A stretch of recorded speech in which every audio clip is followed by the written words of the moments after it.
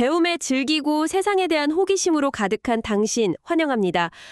우리가 참 복잡하게 얽힌 세상을 살아가고 있잖아요. 네, 맞아요. 매일같이 쏟아지는 정보 홍수 속에서 정말 길을 잃기 식상이죠. 그렇죠. 경제 지표는 막 널뛰고 법원의 판결문은 너무 난해하고 테크 산업은 진짜 도무지 따라잡기 벅찰 정도로 빠르게 흘러갑니다. 그래서 오늘 저희가 준비한 이 심층 분석의 핵심 미션이 아주 명확한 거겠죠? 정확합니다.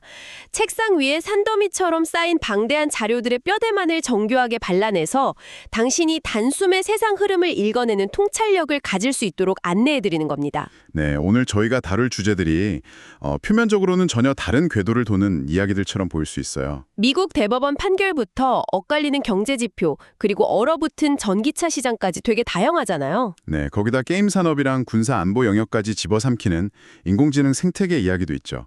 근데 한 발짝 물러서서 이 파편들을 연결해보면 아주 거대한 흐름이 하나 발견됩니다. 아, 그 숨겨진 연결고리요? 네, 이 모든 변화가 결국 이 방송을 듣고 계신 당신의 지갑 두께를 열정하고 주말에 즐길 엔터테인먼트 형태를 바꾸고 궁극적으로는 미래의 기술 패권과 도덕적 기준을 어디에 둘 것인가 하는 본질적인 질문으로 수렴된다는 사실입니다. 와, 벌써부터 흥미진진한데요? 제가 그 맥락들을 오늘 하나씩 짚어드리겠습니다. 네, 좋습니다. 근데 본격적인 이야기에 들어가기 앞서서 잠시 분위기를 정돈하고 매우 중요한 필수 주의사항을 먼저 전달해드려야겠습니다. 아, 네. 아주 중요한 부분이죠. 오늘 저희가 분석할 자료 중에는 미국 대법원의 관세 무효화 판결처럼 좌파와 우파의 정치적 시각이 첨예하게 대립하는 민감한 주제들이 포함되어 있습니다. 네, 정치적으로 꽤 뜨거운 이슈들이 섞여 있죠.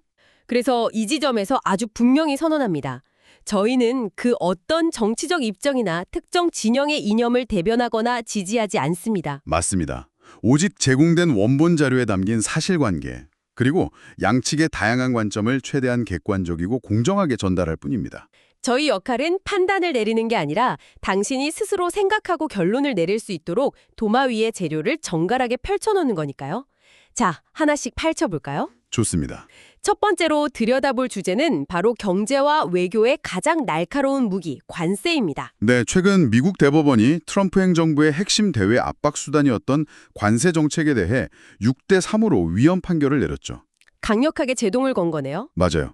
행정부의 권한 행사에 있어서 아주 역사적인 분수령이 될 만한 엄청난 뉴스였습니다. 이 판결의 배경을 이해하려면 일단 1977년에 제정된 국제비상경제권한법이라는 법안을 살펴봐야 합니다. 원래 이 법은 국가안보에 심각한 위협이 되는 비상사태가 발생했을 때 대통령에게 강력한 경제제재 권한을 부여하는 장치였잖아요. 네, 그렇죠. 그런데 전임 행정부는 무역적타 자체를 국가 비상위협으로 폭넓게 해석을 한 겁니다. 아, 그래서 전 세계 거의 모든 수입품에 최소 10%의 이른바 해방의 날 관세를 부과하려고 했던 거군요. 맞습니다. 미국을 무역적자로부터 완전히 해방시키겠다는 정치적 수사가 담긴 명칭이었죠. 심지어 쿠바나 중국과의 갈등, 그린랜드 문제 같은 외교적 사안에도 이 관세를 지경학적 무기로 활용해왔고요. 여기서 매력적인 지점은 바로 대법원 내부에서 벌어진 법률적 해석의 팽팽한 대립입니다. 어떤 대립이었죠? 존 로버츠 대법원장이 작성한 다수 의견의 핵심은 이렇습니다. 헌법상 세금을 매길 수 있는 권한은 행정부의 수반인 대통령이 아니라 오직 입법부, 즉 의회에 있다는 겁니다. 아, 권한의 주체를 명확히 한 거군요. 네, 여기서 대법원은 중대질문 원칙이라는 개념을 적용했습니다. 중대질문 원칙이요? 네, 국가 경제와 외교 근간을 흔들 만큼 거대한 파급력을 가진 결정은 행정부가 자의적으로 해석해서 집행해선 안 되고 반드시 국민의 대표인 의회의 명확하고 구체적인 승인을 거쳐야 한다는 논리죠. 하지만 보수 성향의 대법관 3명은 그 논리에 동의하지 않았잖아요. 반대 의견에 담긴 논리도 상당히 흥미롭던데요. 그렇습니다. 카바노 대법관을 필두로 한 소수 의견은 사법부의 역할 축소와 행정부의 유연성을 강조했어요. 어떻게 주장했나요? 이 관세 정책이 경제적으로 현명한가 아닌가는 법원이 따질 문제가 아니다.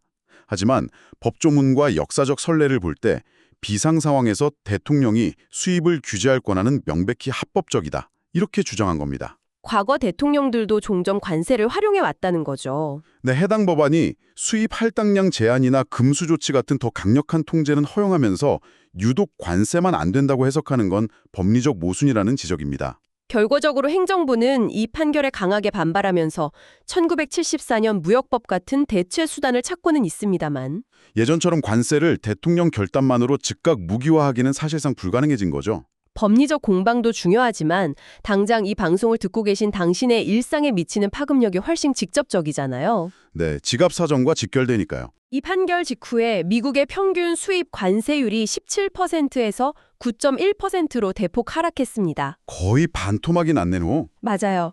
경제 지표 분석을 보면 이 관세 인하 효과 덕분에 평균적인 가구당 연간 약 1,000달러의 소비 지출을 아낄 수 있다고 합니다. 소비자 입장에선 꽤 큰 돈이죠. 근데 기업들 셈법은 상상을 초월할 정도로 복잡해졌을 텐데요. 네, 기업들이 그동안 이 법에 따라 납부했던 관세가 약 1,700억 달러에 달하거든요. 근데 그중 1,000억 달러 이상을 돌려받기 위한 환급 소송이 벌써 1,500건 넘게 제기될 준비를 마쳤습니다. 법원 판결에 따라 연 6%의 복리 이자까지 얹어서 돌려받을 자격이 생겼으니까 당연한 움직임이네요. 그래서 이게 다 무슨 의미일까요? 단순히 돈을 돌려받는 걸 넘어서 거시적인 통상 환경에는 어떤 변화가 오게 됩니까? 중장기적인 관점에서 보면 글로벌 무역의 게임 규칙 자체가 변하는 겁니다. 미국의 압박 수단이 대통령 서명 하나로 발동되던 일방적인 관세에서 절차가 훨씬 복잡하고 타겟이 좁은 제재로 이동할 수밖에 없게 된 거죠. 수출 국가나 다국적 기업들 입장에서는 일단 단기적으로는 불확실성이 거쳐서 안도하겠네요. 그렇죠. 하지만 다자간 무역 협상의 고차원적인 복잡성은 오히려 커졌습니다.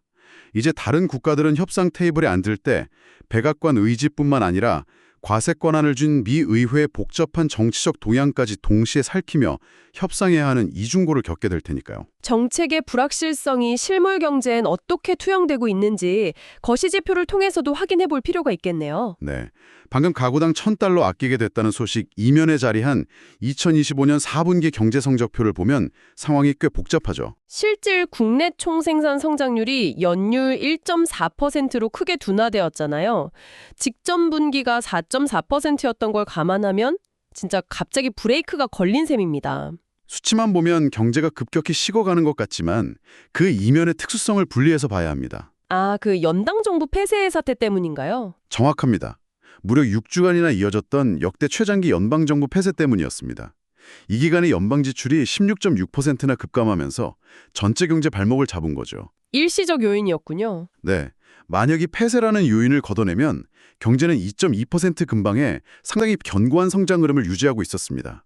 실제로 2025년 전체로도 2.2% 성장이라는 나쁘지 않은 성적표를 받았고요. 그렇다면 정부 기능이 마비된 상황에서도 이 거대한 경제를 지탱한 진짜 원동력은 뭐였을까요? 이걸 더 큰 그림과 연결해 보면 현재 미국 경제를 떠받치는 두 개의 거대한 기둥이 선명하게 드러납니다. 첫 번째는 자산가치 상승으로 소비 여력이 커진 고소득층의 소비고요. 두 번째는요? 두 번째가 어쩌면 더 중요한데요. 기업들이 폭발적으로 쏟아붓고 있는 인공지능 인프라 투자입니다.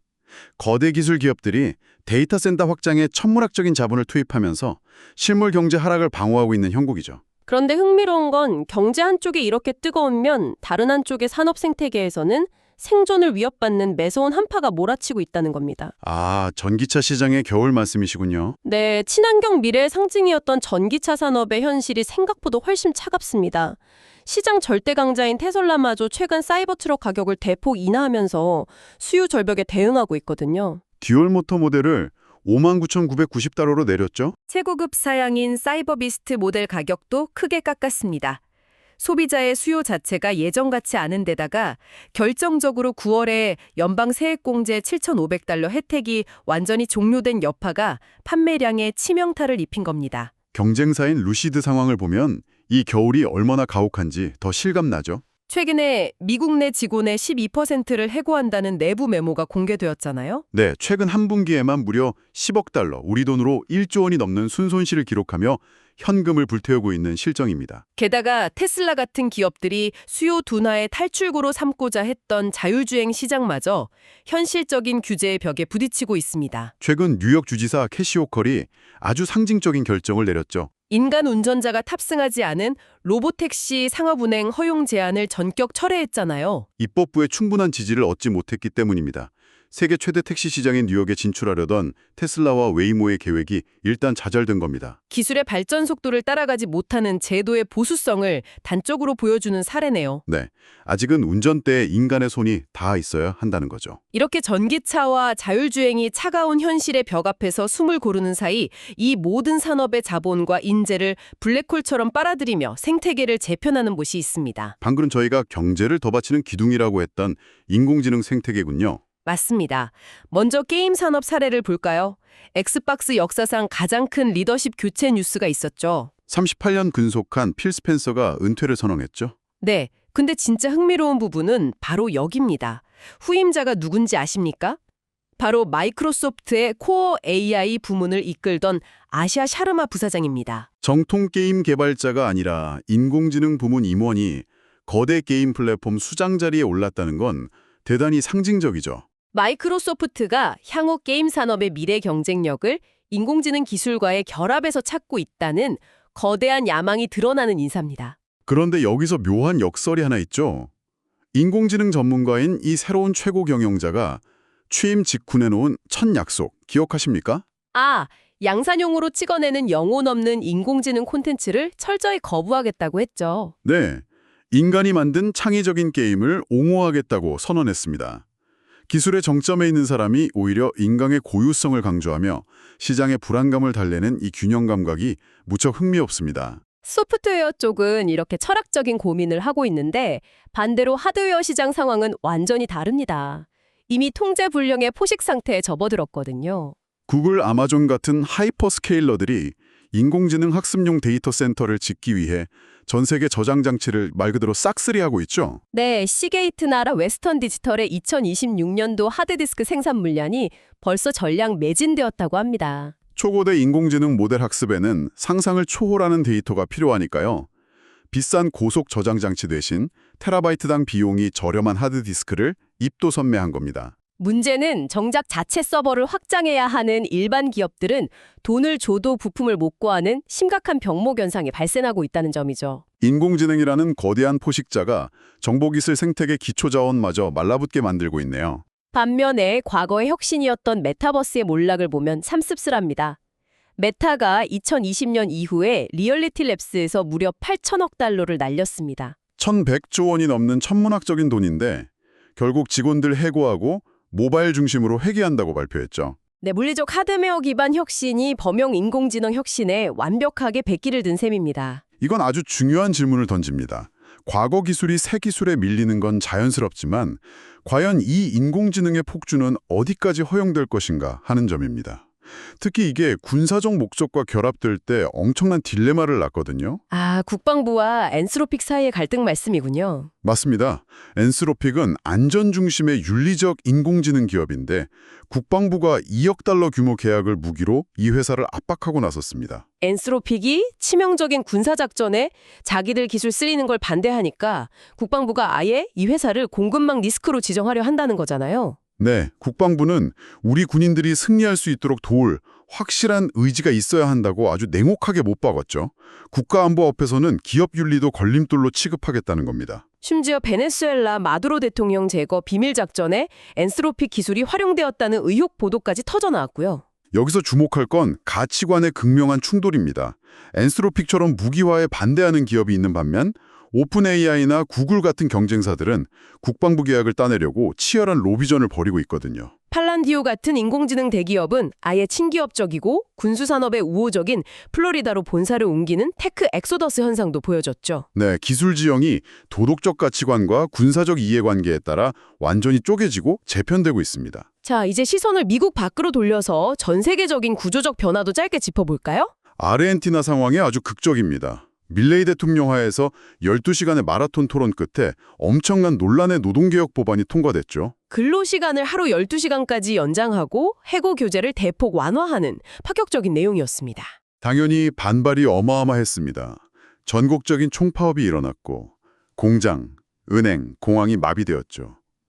노동의 가치와 유연성을 어디까지 타협할 것인가를 묻는 전 세계적인 진통의 예고편 같습니다. 참 거대한 변화들이 동시다발적으로 일어나고 있네요. 마지막으로 일상과 가장 직결된 사이버 보안 문제도 하나 짚고 가야겠습니다. 페이팔 데이터 유출 사고 말씀이시죠? 네, 전 세계 수억 명이 쓰는 결제 플랫폼인데 무려 6개월 동안이나 사용자 정보가 노출되었다는 충격적인 사실이 밝혀졌습니다. 인공지능이 눈부시게 발전하고 수조 원짜리 데이터 센터가 지어지는데 정작 개인 금융 데이터와 보안 시스템은 너무 낡고 취약하게 방치되어 있다는 뼈아픈 역설입니다. 맞습니다. 기술 발전의 찬란한 이면에 무방비한 데이터 보호의 그림자가 짙게 깔려 있네요. 자, 오늘 방대한 정보의 숲을 숨가쁘게 헤쳐왔습니다. 잠시 거시적 관점에서 갈무리를 해보죠. 네, 대법원 판결로 글로벌 무역 규칙이 뒤집히고 경제는 정부 폐쇄와 전기차 겨울 속에서도 인공지능 덕분에 꿋꿋하게 성장 중입니다. 그 인공지능이 게임 산업 수장도 바꾸고 전 세계 하드웨어도 싹쓸이하고 있죠. 네, 동시에 군사적 윤리 문제까지 도마 위에 올렸고요. 아르헨티나의 노동법 변화와 페이펄 해킹까지 이 모든 게 우리가 살아가는 2026년 초의 역동적인 모습입니다. 이 복잡다단한 흐름을 종합해보면서 저는 시청자 여러분, 아니 청취자 여러분과 함께 깊이 고민해볼 질문 하나에 도달했습니다. 어떤 질문이죠? 오늘 확인하셨듯 인공지능은 무너질 뻔한 경제를 떠받치고 스토리지 시장 전체를 좌지우지할 만큼 막강한 권력이 되었습니다. 하지만 군사 무기화에 반대하는 윤리적 기업이 오히려 국가에 의해 리스크로 낙인 찍히고 통제받고 있죠. 네, 참 모순적이죠. 하게 될까요? 의회일까요? 법원일까요? 아니면 이윤과 안보를 쫓는 거대 자본과 국가 권력일까요? 묵직하네요. 쉽게 답을 낼 수는 없지만 우리가 반드시 직면해야만 하는 서늘하고도 중요한 질문입니다. 이 묵직한 질문을 당신 스스로 치열하게 고민해 보시길 권해드립니다. 네, 정답은 각자의 몫이겠죠. 오늘 이 분석의 여정이 당신이 세상을 이해하는 데 유용한 지름길이 되었기를 바랍니다. 오늘 준비한 심층 분석은 여기까지입니다. 늘 세상에 대한 호기심을 간직하시길 바라며 다음번에도 가장 흥미롭고 예리한 지식들을 모아 다시 찾아오겠습니다. 함께해 주셔서 고맙습니다.